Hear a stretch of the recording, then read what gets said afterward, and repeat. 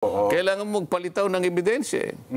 Paano mo ngayon mapangangatwiranan na ang dami palang ganitong mga anomalya kung hindi ka kukuha ng tao na tutulong sa'yo? Kaya ko lang naimungkahe na kung sino man po ang gustong nagsalita na, ay nakausap ko na po yung DOJ na nakahanda po silang tulungan kayo. Basta sasabihin po ninyo yung katotohanan at maituro ninyo yung mga taong nasa likod. Ayun. Mas malalaki sa inyo. Ang nangyari nga lang, bumaligtad naman ang DOJ. O, yun nga.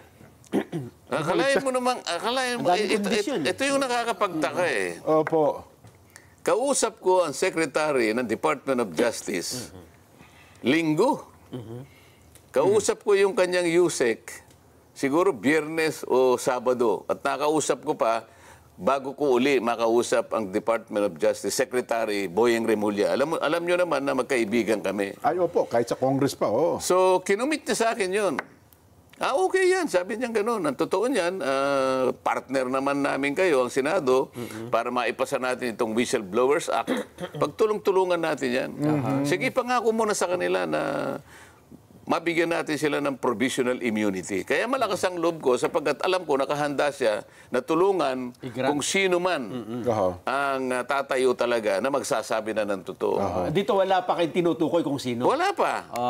Naihinuha ko lang. Sabi ko, baka sakali. Baka magsalita, magturo. Kasi ako, na-upload ko na ito nung nakaraang hearing.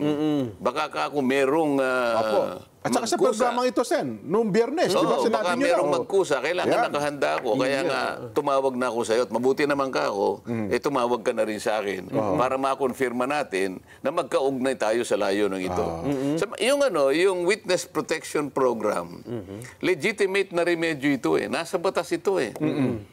Pagkatapos sinabi niya, hindi ko basta ma-approve yan. Kinakailangan mo nang isoli muna niya yung mga nakulimbat nila. Ito na po yung magkapalitan na po eh. Nagkapalitan na ito. Paano mangyayari yun? Yung sinasabi niyang restitution or indemnification, hindi kasali yun eh. Wala yun sa requirement eh. Hindi pinag-uusapan dito yung pagsusoli ng kung ano. Pwede na sigurong pag-usapan sa bandang huli yun. Pero dun sa punto na siya ay nag-a-apply sa'yo, apply pa lang. kaya niya lang gagawin yun, manganganib talaga ang buhay niya, kaya nagpapakover siya ng protection. Nakita mo yung inallege niya na may kinalaman di umano dito sa mga payola, yung mga payouts na yan, 17 congressmen. At 10 mga tao na yung iba ay private individuals at yung iba naman ay mga kawani at opisyalis ng DPWH. Sa mga tweet, 10 sa panig ng DPWH at saka pribadong mga mamamayan at 17 congressmen.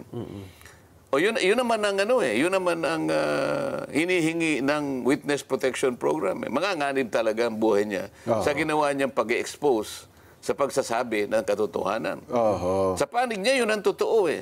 Pero yung unang usapan niyo po ni Sec Boyeng, walang mga ganong condition, Sen? Alam naman niya na wala eh. Kaya basahin mo yung batas. Napakasimple naman ang batas.